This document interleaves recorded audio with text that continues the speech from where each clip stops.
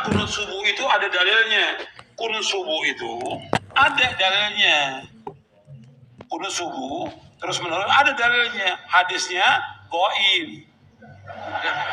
Bismillahirrahmanirrahim.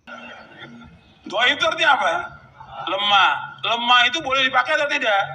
Nggak boleh dipakai. Ingat tuh, hadisnya ada dhaif. Kalau dhaif nggak boleh dipakai.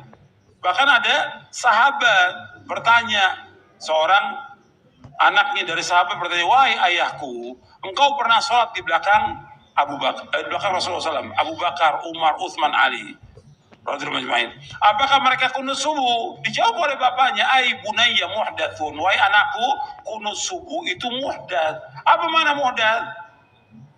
Beda, bahkan lebih tegas lagi di Sunan Nasai dijelaskan, ai bunayya bid'atun, wahai anakku, kunut subuh itu bid'ah. Kalau bid'ah nggak boleh kita ikut. Bersoalan tentang kunut itu bid'ah katanya Ustaz. Begini. Anda boleh punya pendapat, tapi Anda jangan lupa ada ragam pendapat dari para ulama. Maaf ibu bapak sekalian, keterangan hadis kunut itu bid'ah terdapat di hadis ada An-Nasai, ada juga di Al-Bukhari. Turunkan semua hadisnya. Anda tahukah Anda periwayat hadisnya itu juga kunut? Imam An-Nasai mazhabnya Syafi'i, beliau kunut.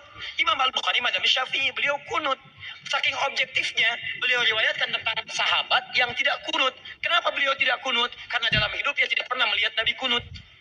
Sahabat ini, tapi kan yang lain banyak sahabat juga. Di ketika Nabi berjalan, tidak semua sahabat ikut.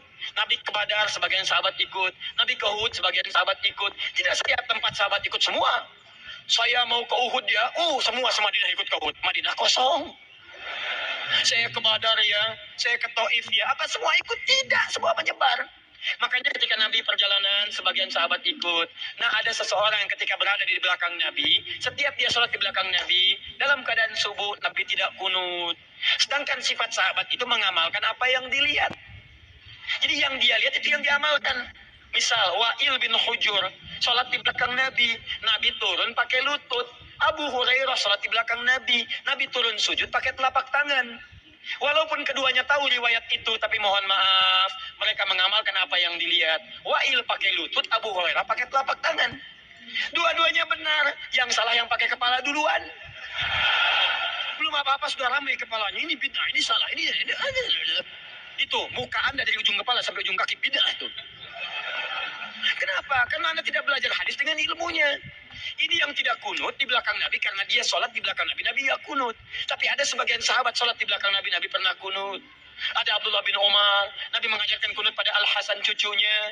Dari situ disimpulkan oleh ulama. Apa kesimpulannya? Yang mau kunut silahkan. Maka Imam Malik kunut. Kunutnya sebelum ruku disirkan. Imam Malik itu Masya Allah. Anak sahabat besar.